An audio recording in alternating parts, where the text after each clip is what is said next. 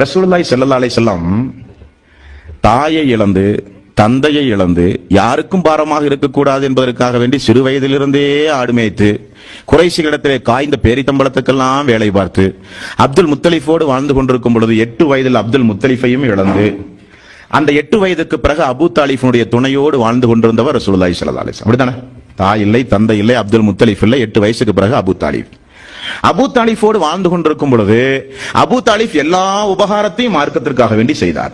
ஆனால் மரணிக்கிற நேரத்தில் இஸ்லாத்தை தழுவாம மௌத்தா போயிட்டார். அதுவரை செய்த உபகாரம் அல்லாஹ்வுடைய ரசூலுக்கு பெரிதாக தெரியவில்லை. எது பெரிதாக தெரிந்தது தெரியுமா?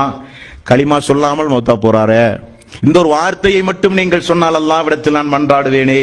எவ்வளவு அழுதார்கள் ரசூலுல்லாஹி ஸல்லல்லாஹு அலைஹி வஸல்லம். அல்லாஹ் தஆலா அந்த சம்பவத்திற்காக வேண்டி ஒரு இறைவசனத்தையே இறக்குகிற அளவுக்கு அழுதார்கள். நீ நாடியவருக்கு நேர்வழி செலுத்த முடியாது முஹம்மதே என்று சொல்லுகிற அளவுக்கு ரசூலுல்லாஹி ஸல்லல்லாஹு அலைஹி வஸல்லம் இந்த வார்த்தையை சொல்லாமல் மரணித்தால் அவர் எங்கு செல்லுவார் என்பதை அல்லாஹ் தஆலா தூதர்களுக்கு விளக்கி இருந்தான். அவர்களுக்கு நரகத்துடைய அடித்தளம், நரகம், சொர்க்கம் ஹராம்.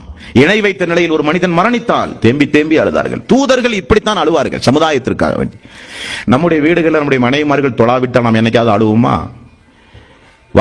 கணவன்மார்கள் தொழாவிட்டால் மனைவிமார்கள் அழுவார்களா? சிர்க் என்கிற மாபாதகத்தை நம்முடைய தாயும் தந்தையும் செய்து கொண்டிருந்தால் குடும்பத்தில் ஏன் வீம்பு வம்பு தம்பு பிரச்சனை பேசாம தான் இருப்போமே தவிர அவர்களுக்கு மார்க்கத்தை எடுத்து சொல்லணுமே, அவர்களும் இஸ்லாத்தை பின்பற்ற வேண்டுமே. இப்படியே அவர்கள் இருந்தால் மறுமை நாளில் நரகத்தினுடைய அடித்தளத்திற்கு செல்வார்களே என்று யாராவது அழுதிருக்கிறோமா? அழல. அழுகணும். இப்படி இதற்காக வேண்டி அழுக வேண்டும், மறுமைக்காக வேண்டி அழ வேண்டும், நம்முடைய குடும்பத்திற்காக வேண்டி நாம் அழ வேண்டும்.